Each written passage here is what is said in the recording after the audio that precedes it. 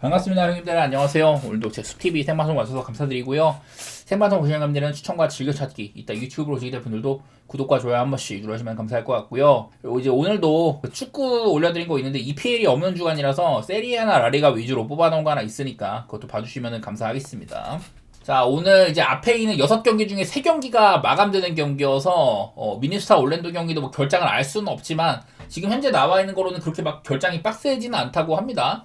카일 앤더슨이 미네소타로 이제 계약을 새로 맺었는데 오늘은 퀘셔너블이고 올랜도는 조나단 아이작 출전 시간이 많이 줄었죠. 팀에서도 좀 후순위 이런 빅맨으로 좀 돼가지고 요즘에 출전 시간이 짧아서 영향력이 많지는 않을 거다. 뭐 미네소타는 직전 중에 이제 토론토와의 경기가 있었는데 사실 이제 3점 같은 게 뭐 그래도 조금 터지기는 했었어요. 31개 중에 13개. 그나마 뭐 좀 체면치레 정도 할 정도로 터졌었고 넓게 봤을 때는 지금 9경기 동안 8승 1패로 꽤나 좋은 구간이 있기도 합니다. 홈 경기도 그래도 좀 이제 원정보다 확연히 낫다는 게 있다든지. 예전에는 얘네가 홈이랑 원정에 따라서 언더오버 편차가 되게 많이 났는데 그게 거의 뭐 한 21점까지 나다가 지금에는 한 16점 차 정도로 줄었거든요. 그러니까 요즘에는 미네소타가 홈이라고 해가지고 뭐 언더다, 원정이라고 해갖고 오바다 이런 것들을 좀 따질만한 시기가 아니에요. 그리고 뭐 올랜도는 이제 직전 경기 때 댈러스랑 붙어가지고 사실 이게 댈러스가 쿠퍼 플래그가 복귀하는 경기였지만 어쨌든 올랜도랑은 좀 편차가 있고 올랜도가 홈이라는 것도 있었는데 올랜도가 되게 어렵게 이겼었습니다. 그날 이제 뭐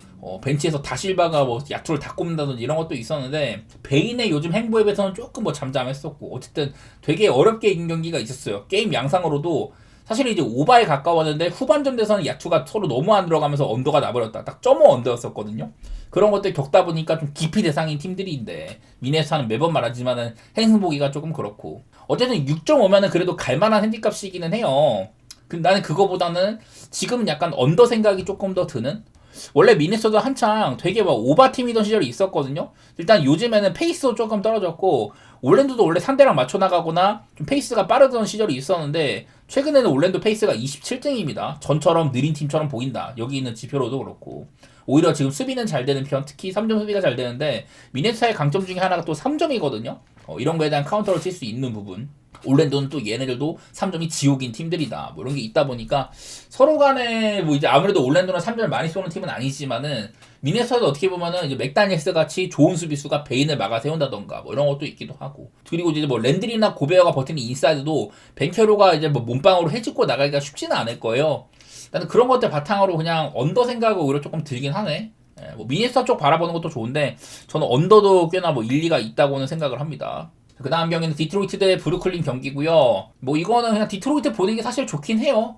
브루클린은 그냥 원정에서는 제가 매번 전반전부터 고장나는 빈도가 꽤나 있다 이런 얘기를 했는데 뭐 직전 경기 마이미한테는 그래도 마포주가 조금 회복을 하면서 잘 싸우긴 했습니다. 그전 경기 때는 마포주가 완전히 고장났고 이제 브루클린의 연패가 어느덧 10연패까지 가버렸네요. 10연패까지. 그냥 브루클린이 되게 약팀인 건 맞는 것 같아. 그래도 한창 못할 때보단 조금 그나마 나아지긴 했어요. 여기 있는 것처럼 공격도 개판, 뭐 수비도 그냥 다 안 좋다 이렇게 나와 있는데 문제는 이제 디트로이트가 뭐 동부에서도 굉장히 잘 나가는 팀이지만은 요즘에 특히 3점이 대단히 안 좋습니다. 가끔 가다가 이게 3점이 고장나고 야투까지 조금 이제 삐가리가 나버리면은 디트로이트가 제 몫을 못하는 날들이 덜어 있거든요. 그런 거를 이제 하루 조심해야 되는데 그래도 브루클린이 너무 못하긴 하니까 디트로이트를 보는 건 맞는 것 같아.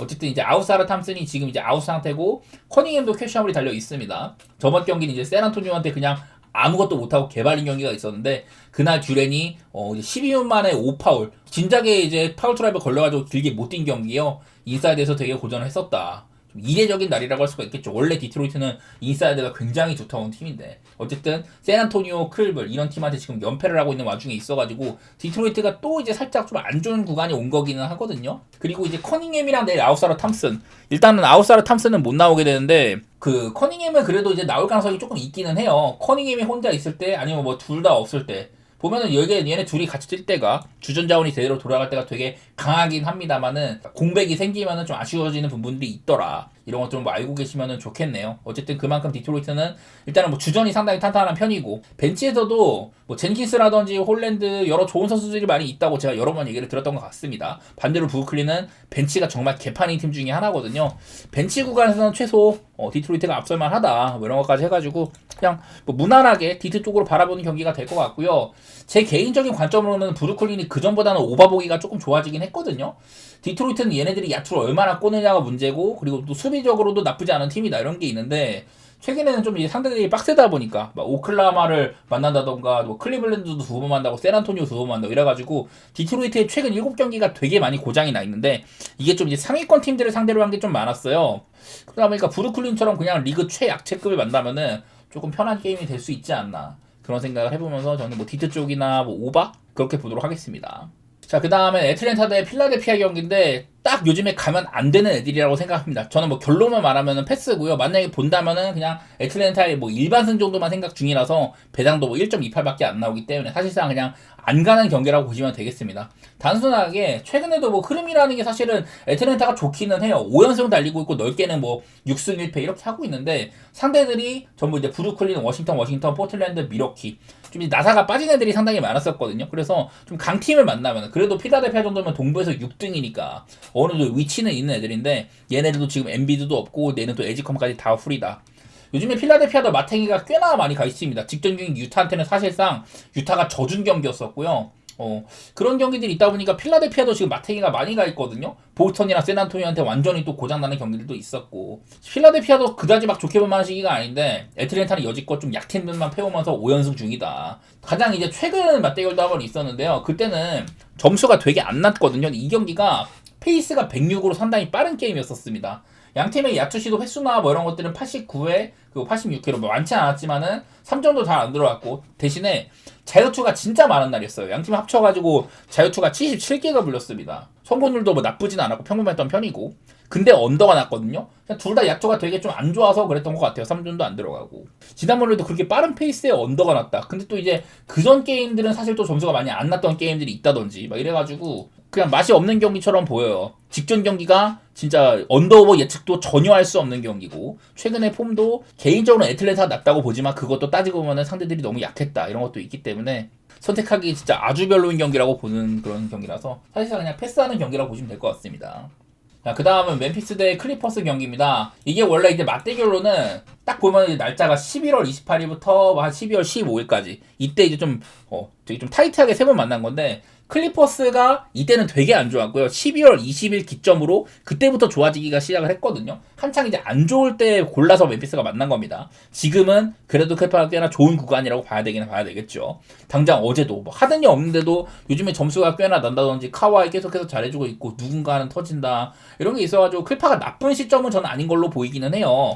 얘네들도 이제 좀 연령대가 좀 있는 팀이다 보니까 백투백일 때 굉장한 약팀이기도 하다. 직전 경기 상대가 상대인지라 샌안토니오니까 25점 리드를 잡았어요. 엄청 잘한 겁니다. 근데 그 경기를 또 이제 역전 당했다는 것들. 좀 이제 그래도 마지막에 어떻게 추스릴 뻔은 했는데 클러치 때 이제 뭐 베테랑 바툼이 라인 크로스를 한다든지 또 리바 단속 안 돼가지고 캐슬한테도 엔드원 주고 막 그랬었어요. 오늘 그냥 되게 안 되는 날이었다고 봐야죠. 그래도 지금 이제 하든이 이적한 이후에도 나름대로 결은 있는 것 같거든요. 수비 같은 거 꾸준히 잘 되고 있고 오히려 공격은 상승이 있다.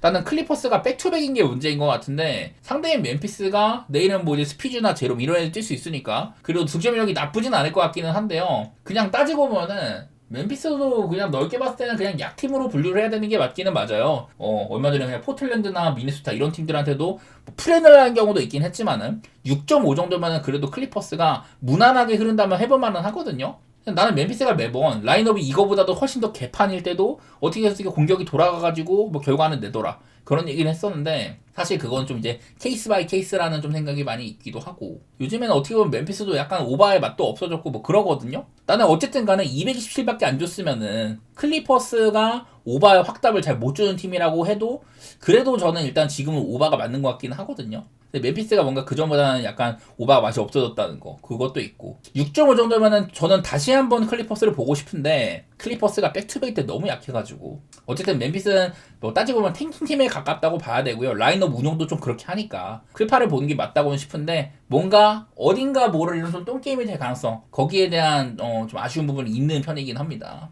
자, 그 다음에 이제 미러키 대 유타 경기인데요. 이제 유타에서, 그 미러키에서는 쿤보가 일단은 잘 뛰고 있기는 합니다. 직전 경기도 26분 동안 24점을 넣었다. 내일도 이제 케푸주가 빠진다 그래가지고 아마 또 롤린스가 선발로 올라오겠죠.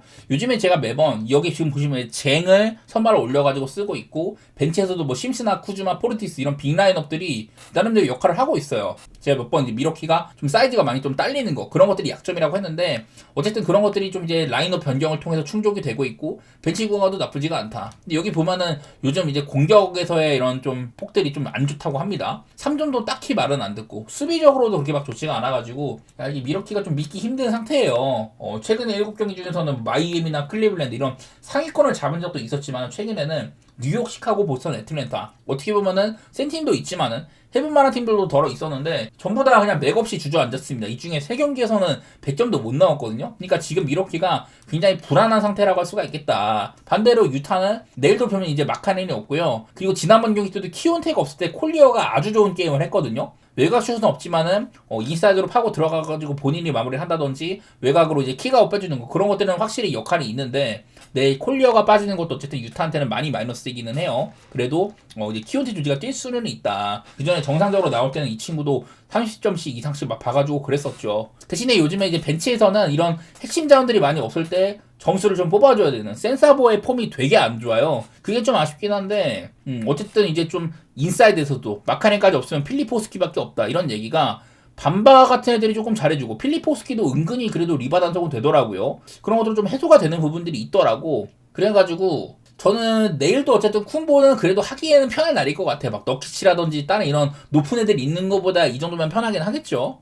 이 미러키가 어떻게 좀 넓게 봤을 때는 좋은 분위기는 아니거든요. 유타는 뭐 대놓고 탱킹 팀이고 지면은 좋은 애들인데 이상하게 또 이제 비빌 때도 많이 있었어. 덴버한테도 막 1점 차까지 비비고 같은 탱킹 팀이 워싱턴은 그냥 뭐 개발아버리기도 하고 이래가지고 이게 뭔가 유타도 지금 현 상태를 아주 그냥 뭐 맛집으로 표현하기엔 좀 애매하단 말이죠. 제 개인적인 생각으로 한번 언더 같은 것도 나쁘지 않다고 생각은 돼요. 미러키가 너무 지금 되게 이게 좀 오락가락이 심해. 기복이 너무 심해가지고 유타는 분명 이제 맛집에 속한다고 봐야 되는데 함부로 먹기가 무섭다. 약간 그런 느낌이어서 저는 그냥 핸디 방향보다는 차라리 언더 생각이 좀 드는 유타도 너무 지금 애들이 많이 빠져있다 보니까 키온테 조지 외에도 좀 도와줘야 되는데 얼마 전에 베일리가 이제 뭐 커리어하이를 세운다든지 필리포스키도 나쁘지가 않고 대신에 근데 또 센사보가 폼이 좀 안 좋죠. 그리고 콜리어도 매 경기 한 2자릿수 점수는 해줄 수 있는 앤데 얘가 없는 것도 그렇고 저는 한번 언더 생각을 좀 해보도록 하겠습니다. 유타도 그 전에 비해서는 페이스가 많이 좀 느려지긴 했더라고요. 미러키는 원래 뭐 빠르지는 않은 팀이고 변수가 있다면 자유투일 것 같은데 저는 일단은 언더 쪽으로 바라볼 만한 매치이지 않나 싶습니다. 뭐 10.5 이 핸디를 함부로 접근하기가 어려워 보이는 매치여서 그래요.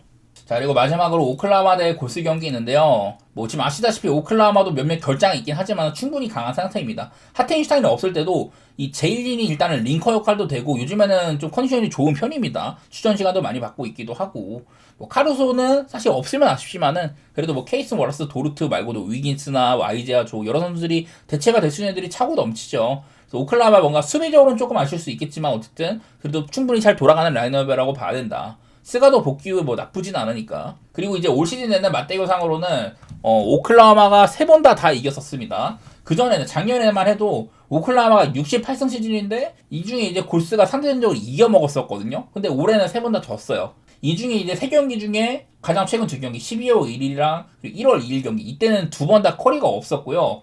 그리고 이제 맨 앞에 있는 경기 때는 커리가 아마 13점인가 밖에 못 넣었습니다. 그래서 3경기 모두 다 오클라호마가 대단히 좀 큰 점수차로 이긴 것들이 있었다. 전부 다 좀 이제 뭐 상대가 안 되는 그런 게임이 있었고 오늘도 뭐 당장 이제 커리가 없는 것도 그렇고요. 내일은 지금 무디도 없는 상태고 글쎄 포르징기스가 뭐 뛸 수 있다 이런 얘기가 있는데 사실은 그렇게 막 큰 도움이 안 될 거라고 저는 생각을 합니다. 지금 이제 자원 상황으로도 물론 오클라호마의 공백이 아쉽긴 하지만은 골스는 일단은 커리가 없는 게 굉장히 크고요. 다른 애들도 저는 오클라호마가 전력이 훨씬 더 앞선다고 생각을 해요. 물론 요즘에 공격 쪽에 기복이 있는 거는 맞기는 하다. 그거는 맞는 말인데 가장 최근에 맞대결 때도 130점 넘게 박은 것도 있었고 뭐 그냥 그렇네요. 오클라호마 뉴욕전처럼 그리고 그전 시카고전처럼 이렇게 3점이 안 들어간다거나 뭐 스가가 관리를 받거나 그런 경우에는 공격이 고장나는 경우들이 덜어 있는데 그래도 지금은 뭐 딱히 의심할 여지가 그렇게 많지는 않은 막연하게 그렇게 보고는 있습니다. 어쨌든 14.5라는 핸디값을 뚫어야 되는 게 문제고 네 골스도 막 얼마 전에 휴스턴 상대로 연장 가서 이겨낸 거 하며 그냥 막연하게 그냥 완전 못하는 팀까지는 아니잖아요. 그래가지고 막 레이커스한테 그 전에 뭐 발린다든지 클퍼한테도 무너지고 너무 오락가락이 심해. 근데 휴스턴 같은 팀보다는 오클라호마가 확실히 인게임 안쪽에서 뭔가를 만들어낸 능력 그런 것들은 훨씬 더 앞선다고 보고 있기는 합니다. 이 경기도 어렵습니다. 오바나 어쨌든 오클 쪽으로 봐야 된다는 마인드인데 골스라는 팀 이름이 조금 거슬리죠. 그래도 어쨌든 얘네가 홈도 아니고 원정이다. 저는 뭐 막연하게 그냥 오클 쪽으로 봐야 되는 게 맞다고 생각을 하긴 하네요. 딱히 골스의 플랜을 볼 만한 근거가 막 대단히 많이 있는 것 같지는 않네요.